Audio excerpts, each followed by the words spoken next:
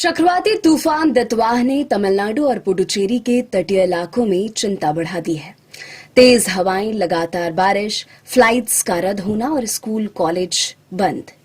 कई बड़े फैसले लिए जा चुके हैं। तूफान हर घंटे अपना रूप बदल रहा है और इसका असर अब साफ दिखाई देने लगा है।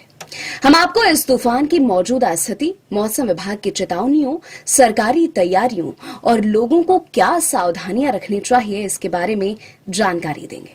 भारतीय मौसम विभाग दक्षिण भारतीय राज्य तमिलनाडु, पुडुचेरी और आंध्र प्रदेश में तेज हवाओं के साथ भारी बारिश का अलर्ट जारी किया है। साइक्लोन दितवाह श्रीलंका के तटीय इलाकों से होकर गुजर रहा है और बेहद तेजी से उत्तर पश्चिम की ओर बढ़ रहा है।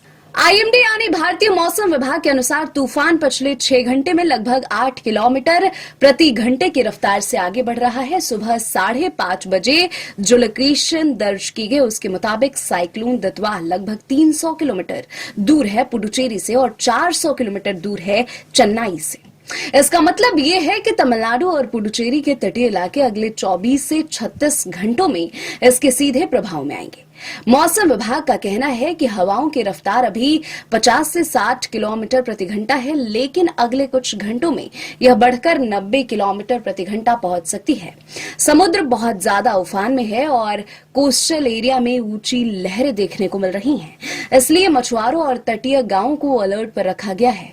तूफान का सबसे बड़ा असर चेन्नई एयरपोर्ट पर देखने को मिला है। सुरक्षा को ध्यान में रखते हुए 54 फ्लाइट्स कैंसिल कर दी गई है। इसमें सिर्फ आने जाने वाली फ्लाइट्स ही नहीं, बल्कि कई घरेलू रूट जैसे मदुरै, त्रिची, तूतीकोरिन, सलेम, बेंगलुरु, हैदराबाद, जाफना कई उड़ानें शामिल हैं। एटीआर टाइप की छोटी रीजनल फ्लाइट्स को सबसे ज्यादा प्रभावित किया गया है। एयरपोर्ट अधिकारियों ने साफ सलाह दी है कि यात्री बिना जरूरी काम के एयरपोर्ट की ओर ना जाएं।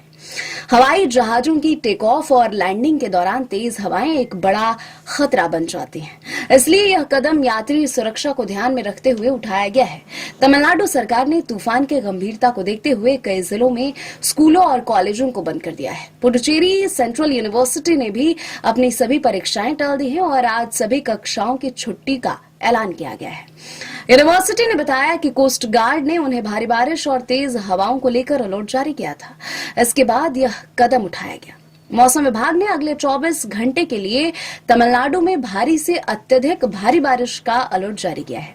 अत्यधिक भारी बारिश की संभावना चेंगलपुट्टू, विलुपुरम, कुडलूर और मय्यालदुरैथ में है। चेन्नई और आसपास के इलाकों कांचीपुरम, तिरुवल्लूर, रानीपेट और तिरुवन्नामलाई में भी तेज हवाएं और भारी बारिश देखने को मिली।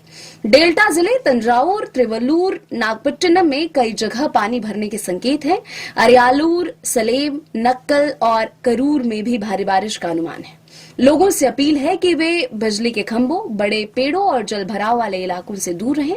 तमिलनाडु सरकार और जिला प्रशासन पूरी तरह तैयार है। सीएम एम के स्टालिन ने 14 जिलों के कलेक्टर्स के साथ देर रात तक मीटिंग की है।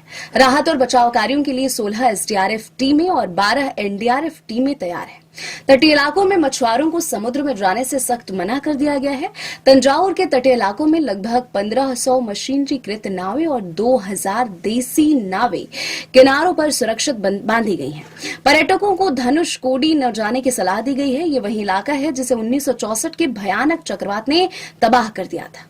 यहाँ समुद्र का जलस्तर तेजी से बढ़ रहा है और तूफान के दौरान यहाँ जाना बेहद खतरनाक साबित हो सकता है। आम जनता के लिए एडवाइजरी जारी की गई है, जिसके अनुसार घर से बाहर सिर्फ जरूरी काम पर निकलें, तटीय और निचले इलाकों से दूर रहें, पेड़ों और बिजली के खंभों और तार के आसपास ना खड़े हों, बच्चों और बुजुर्गों को सुरक्षित रखें, स्थानीय प्रशासन की सलाह का पालन करें, मोबाइल और जरूरी सामान चार्ज रखें। मौसम हर घंटे बदल रहा है, इसलिए अपडेट्स लगातार देखते रहें। देश के अन्य भागों की बात की जाए तो उत्तर भारत में सर्दी जो पकड़ रही है, जम्मू कश्मीर, हिमाचल प्रदेश, उत्तराखंड में तापमान माइनस में पहुंच चुका है, जिससे नदी नाले और पाइपलाइनें जमने की संभावना बढ़ गई है।